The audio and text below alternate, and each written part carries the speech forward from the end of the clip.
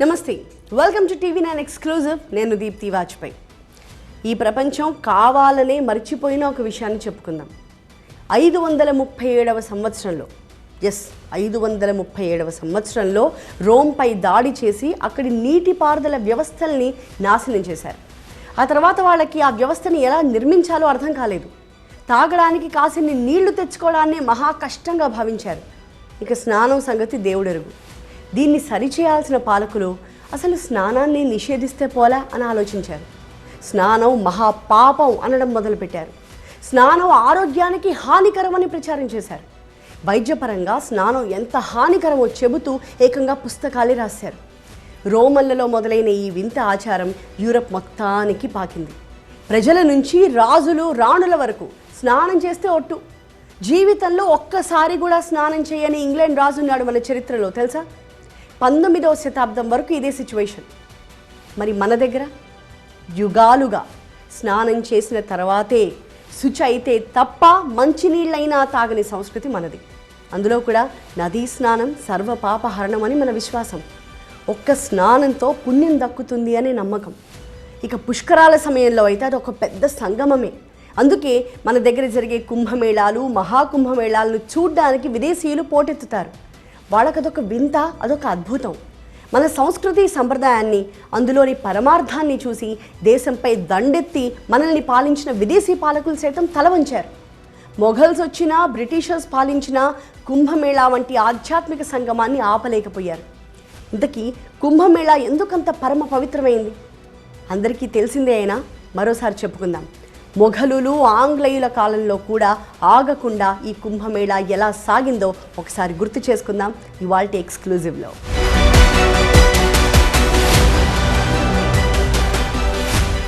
ఓ 50 మంది అమెరికన్లు మహాకుంభమేళా గురించి ఇన్ఫర్మేషన్ ఇవ్వండి, వీలైతే తమకు వసతి ఏర్పాటు చేయండి అంటూ అడ్వాన్స్ బుకింగ్ చేసుకున్నారు.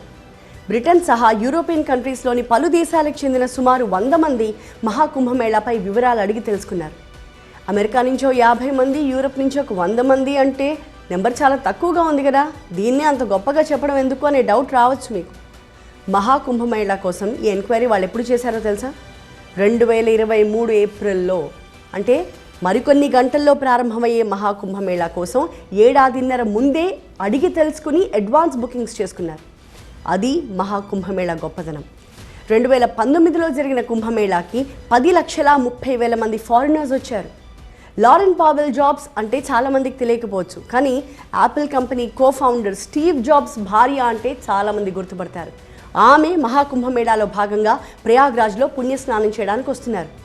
17 రోజుల పాటు స్వామి కైలాసానంద ఆశ్రమంలో ఉంటారామె. చాలామందికి తెలుసు స్టీవ్ జాబ్స్ కూడా 1970లో ఇండియాకు వచ్చిన తర్వాతే ఆధ్యాత్మిక బాట పట్టారని. వృత్తిపరంగా, వ్యక్తిగతంగా ఒక తెలియని అనిశ్చితిలో ఉన్నప్పుడు వాటికి పరిష్కార మార్గాలు భారతదేశంలోనే దొరికాయని. సరే, ఆ విషయాన్ని పక్కన పెడితే మహాకుంభమేళాపై ప్రపంచం మొత్తం ఆసక్తి చూపిస్తోంది. ఇప్పుడు నదీ స్నానం ఆచరించడానికి 40 కోట్ల మంది వస్తారన్న విషయాన్ని విదేశీయులు పరమ ఆశ్చర్యంగా చూస్తున్నారు. అసలు ఎలా జరుగుతుంది, అందులోని గొప్పదనం ఏంటి అని తెలుసుకోవడానికి సుమారు 190 దేశాల విదేశీయులు ఇక్కడ స్నానం ఆచరించడానికి భారతదేశానికి రాబోతున్నారు. ఈ మహాకుంభమేళాని ప్రీమియర్ గ్లోబల్ టూరిజం డెస్టినేషన్గా మార్చాలనే లక్ష్యంతో పనిచేస్తోంది యూపీ ప్రభుత్వం. ఇందుకోసం స్పెయిన్, జర్మనీలో జనవరి 24 నుంచి 28వ తేదీ వరకు ఇంటర్నేషనల్ టూరిజం ట్రేడ్ ఫేర్ నిర్వహిస్తోంది. గతంలో కుంభమేళాకు వచ్చిన విదేశీ అతిథులు ఆ తర్వాత నుంచి క్రమంగా వస్తూనే ఉన్నారు. కొందరు ఫారినర్స్ అయితే ఇక్కడే స్థిరపడిపోయి బాబాలుగా కూడా మారిపోయారు. అది మన ఆధ్యాత్మిక మార్గంలోని గొప్పదనం.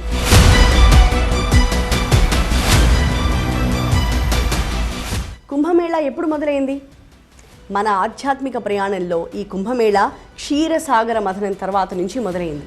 అంటే యుగ యుగాలుగా కొనసాగుతూ వస్తోంది ఈ సంప్రదాయం అని చెప్పాలి. హిందూ సిద్ధాంతాల్లో, పురాణ గాథల్లో, రామాయణం, మహాభారతం, భాగవతం, విష్ణు పురాణాల్లో కూడా కుంభమేళాకి సంబంధించిన ప్రస్తావన కనిపిస్తుంది. కానీ ఆధారాలు ఉంటేనే నమ్ముతాం అనేవాళ్ళు ఉంటారు. వారి కోసం ఇచ్చే సమాధానం ఏంటంటే, గుప్తుల కాలంలో అంటే 4వ శతాబ్దం నుంచి 6వ శతాబ్దంలోనే కుంభమేళాని భారీ ఎత్తున నిర్వహించినట్టుగా ఆధారాలున్నాయి. ఆ తర్వాత జంబూ ద్వీపాన్ని పాలించిన ఎంతోమంది రాజులు, చక్రవర్తులు కుంభమేళాని మరింత ఘనంగా నిర్వహిస్తూ ఈ సాంప్రదాయాన్ని కొనసాగిస్తూ వచ్చారు. 629 నుంచి 645 సంవత్సరాల మధ్య హర్షవర్ధనుడి కాలంలో భారతదేశాన్ని సందర్శించిన చైనా యాత్రికుడు హుయాన్ సాంగ్ ఈ కుంభమేళా గురించి ప్రత్యేకంగా ప్రస్తావించారు. ఆది శంకరాచార్యులు కూడా ప్రయాగ్రాజ్ని సందర్శించి కుంభమేళాలో పాల్గొన్నారు అని చెప్తారు.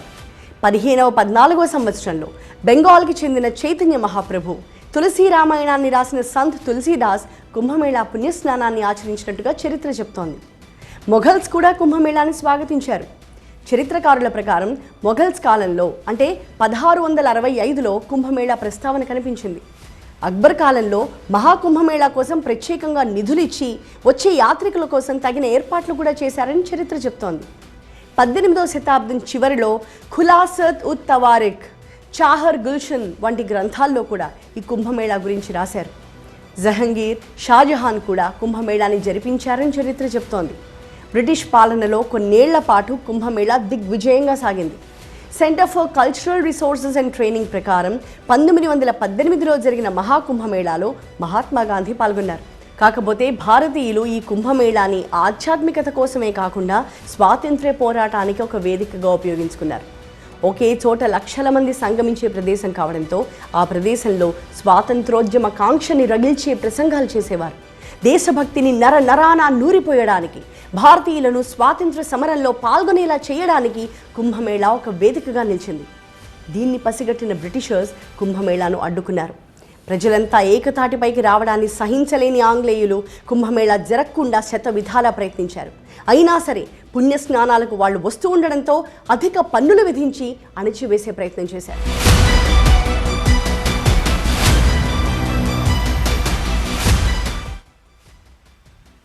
కుంభమేళా అంటే ప్రపంచ దేశాల్లోని ప్రజలకు అమితమైన ఆసక్తి.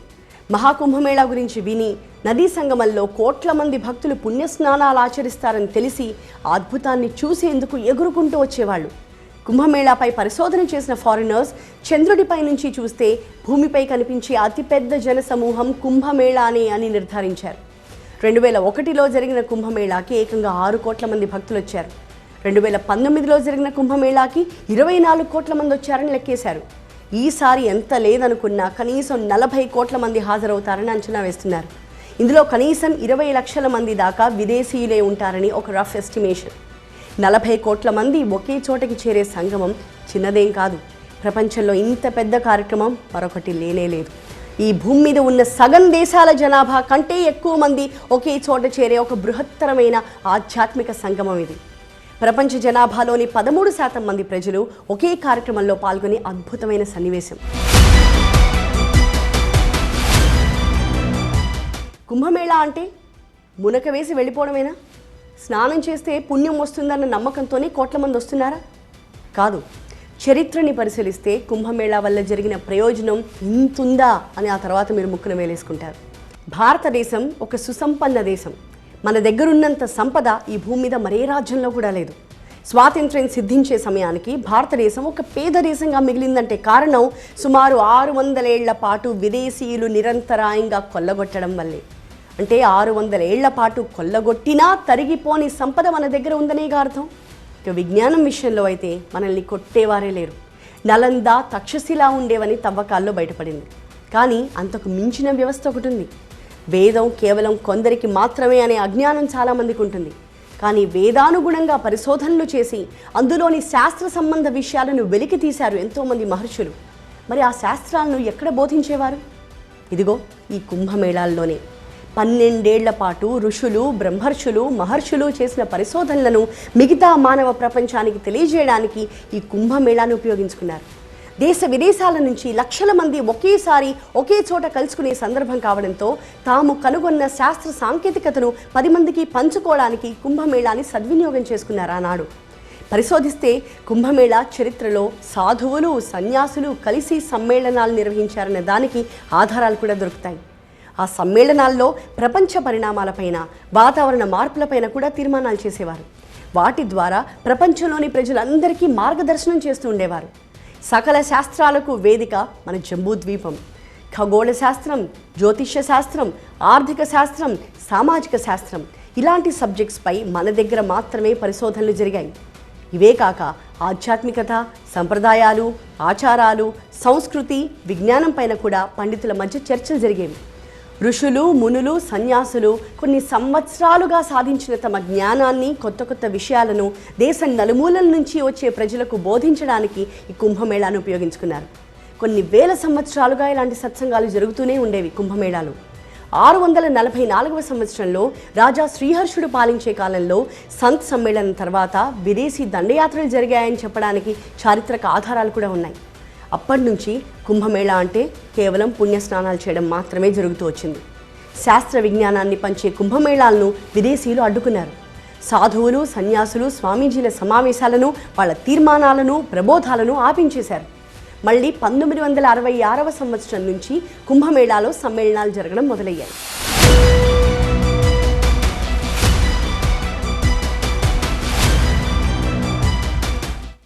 కుంభమేళా ఒక ఆధ్యాత్మిక సంరంభం మాత్రమే కాదు, ఆర్థిక పరంగా కూడా అదొక అద్భుత కార్యక్రమంలా కనిపిస్తుంది.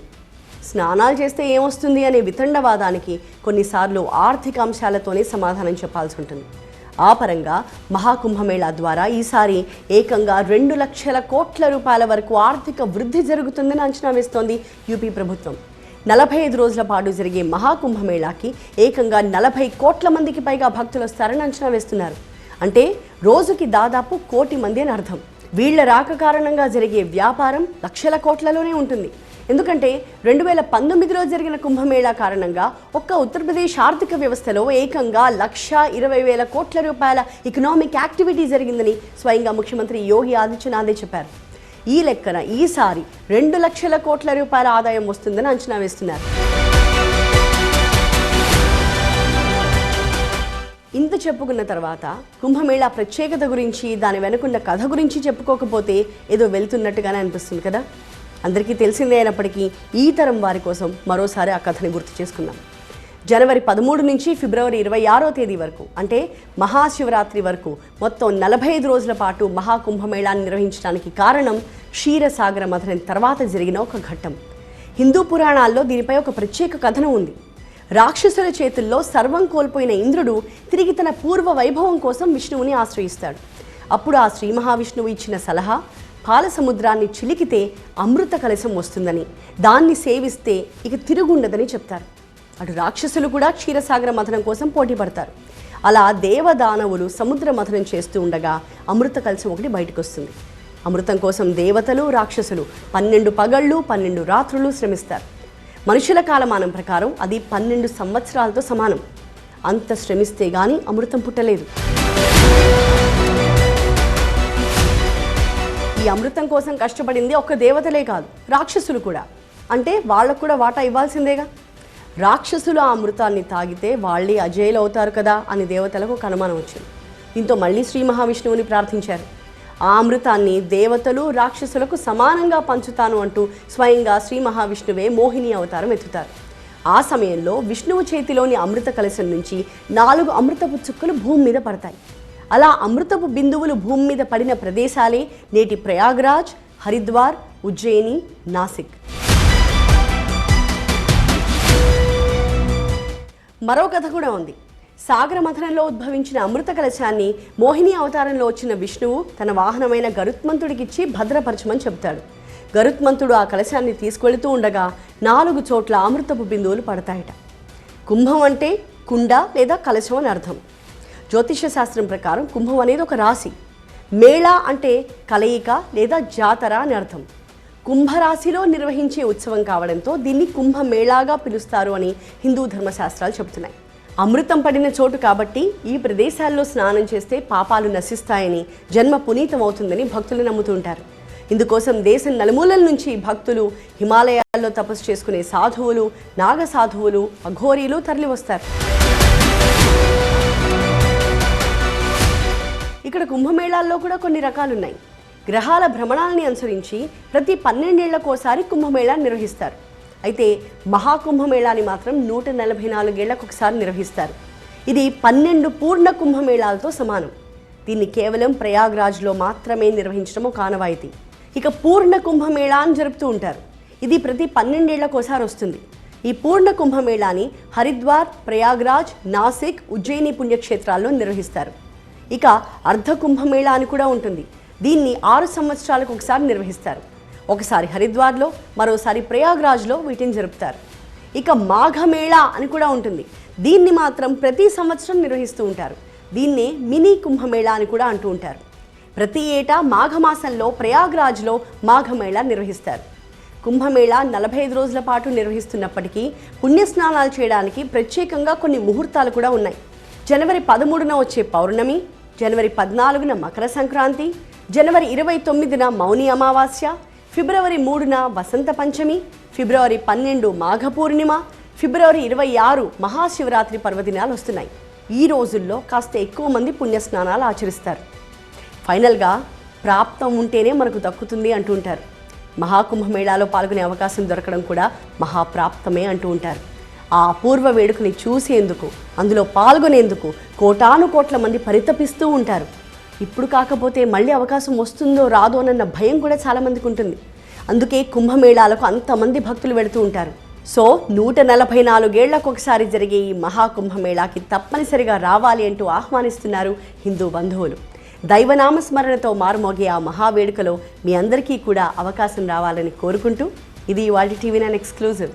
చూస్తూనే ఉండండి TV9.